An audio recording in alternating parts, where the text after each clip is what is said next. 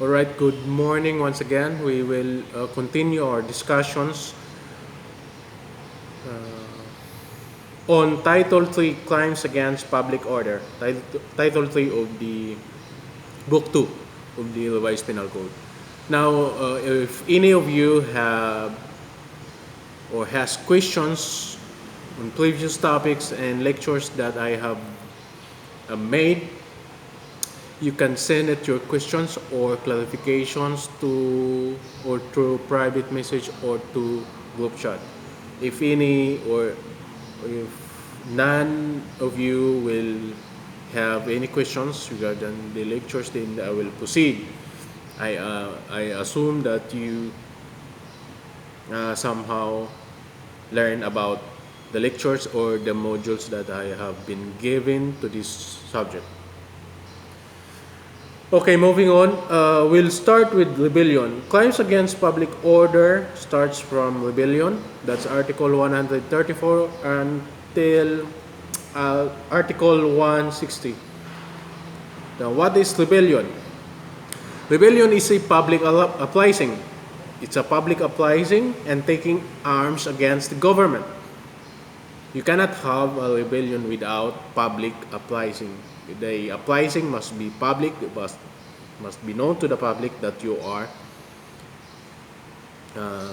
taking actions against the government. And the rebellion must be public uprising and taking arms against the government.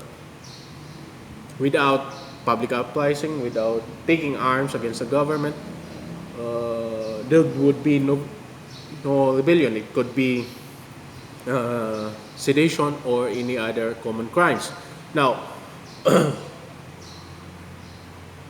perfect example of rebellion is the communist movement of the National People's Army.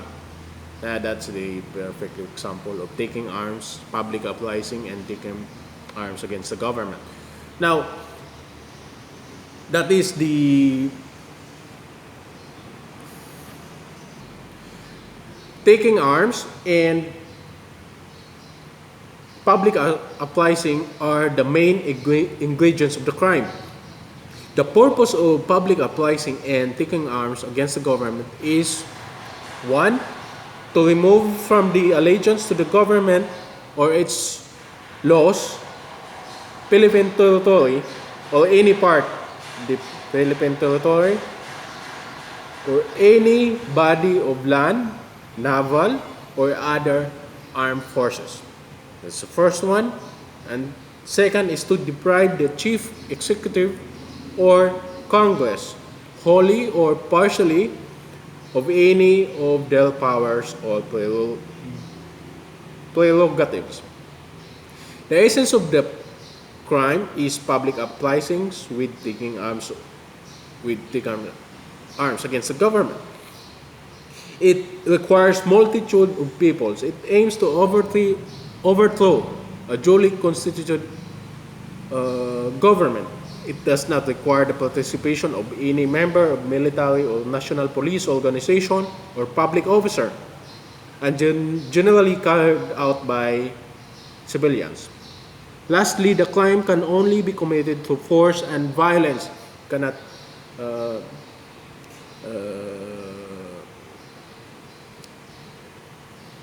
you cannot commit the crime of rebellion by words or by incitement, by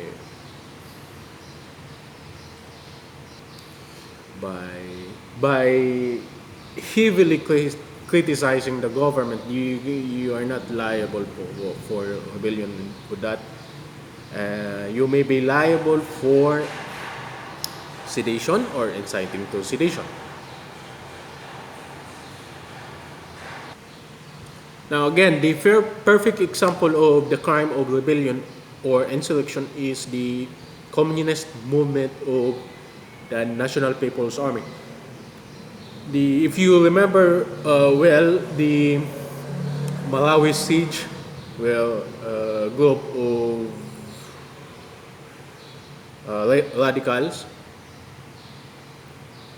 tried to control part of the island of the Philippines by public uprising and taking arms against the government. That's also a perfect example of rebellion.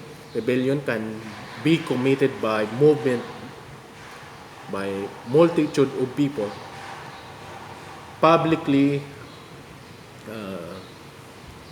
showing its intention to arm up against the duly constituted authorities of the government. And the purpose, as stated already, is to deprive the Congress or the President of its powers, or to remove from the Philippines the parts of its island, its laws or territory.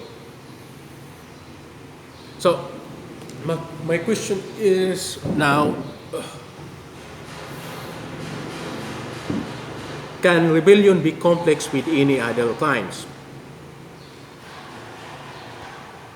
What I mean is that can rebellion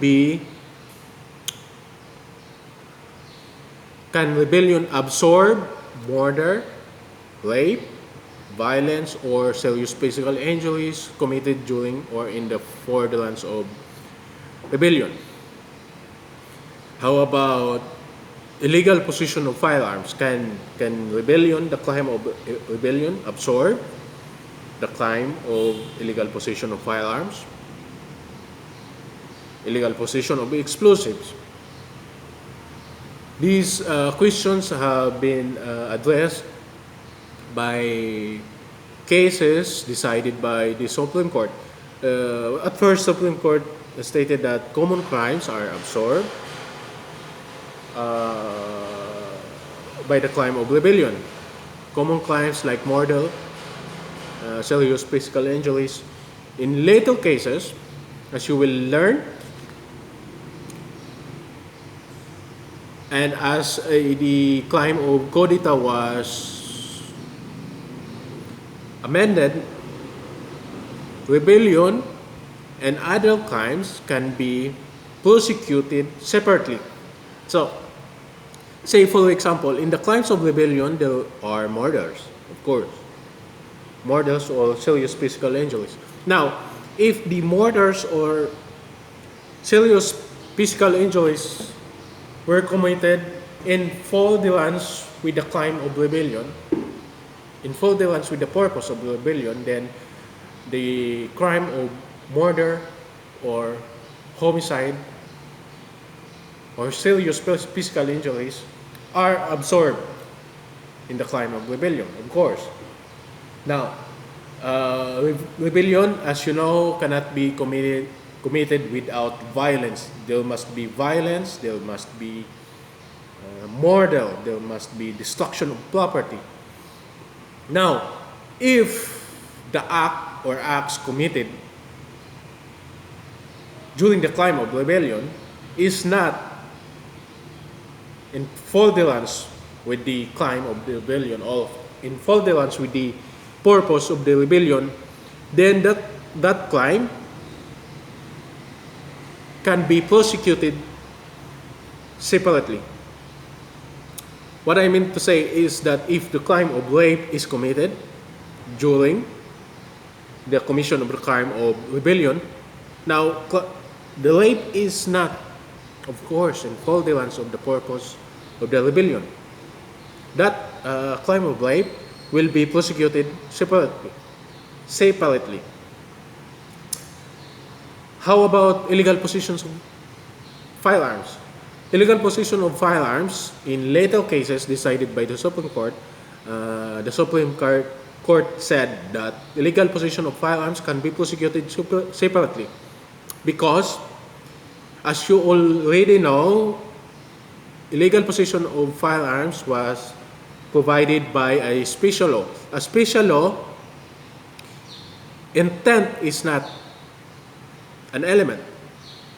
A special law, mala prohibita, or it is prohibited because it is as stated by law. As compared to mala in se, it is prohibited because it is criminal in its nature. Now, mala prohibita, or it is illegal because it's prohibited by law,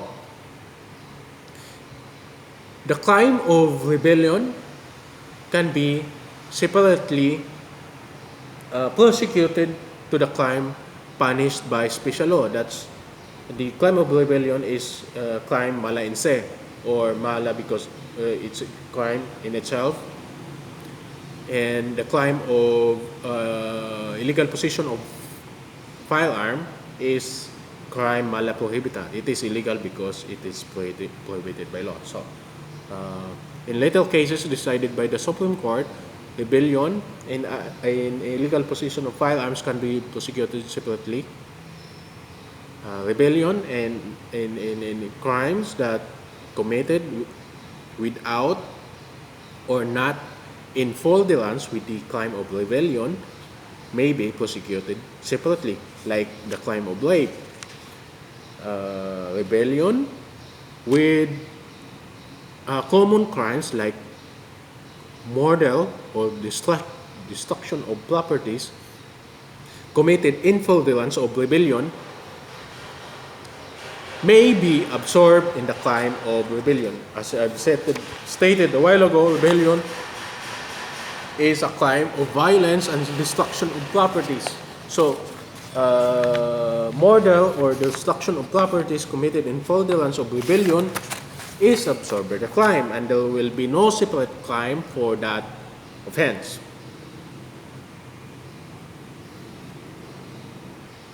Now we go to coup d'etat.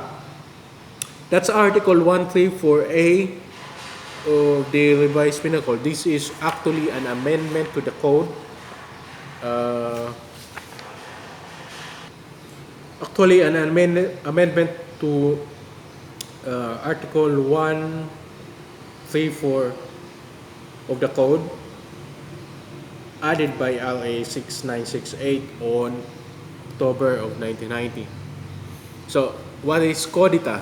Coup d'etat is stated in the revised penal code is a swift attack accompanied by violence, intimidation, threat, strategy, or stealth directed against duly constituted authorities of the Republic of the Philippines, or any military camp or installation, communications, networks, public utilities, other facilities needed for the exercise and continued possession of power singly or simultaneously carried out anywhere in the Philippines by any person or persons belonging to the military or police or holding any public office or employment with or without civilian support or participation for the purpose of seizing or diminishing state power. Perfect example of coup d'etat is the one that is committed by Trillanes and Company. Now, what are the elements of coup d'etat? The elements of coup d'etat is that the offender is a persons belonging to the military or police or holding any public office or employment. So, government employee and persons liable coup d'etat. In rebellion, civilian. Generally civilian, committed by civilian. In coup d'etat, the act is committed by means of swift attack, accompanied by violence, intimidation, threat, or stealth. The attack is directed against duly constituted authorities of the Republic of the Philippines or any military camp or installation, communications, networks, public utilities, or facilities needed for the exercise and continued possession of power.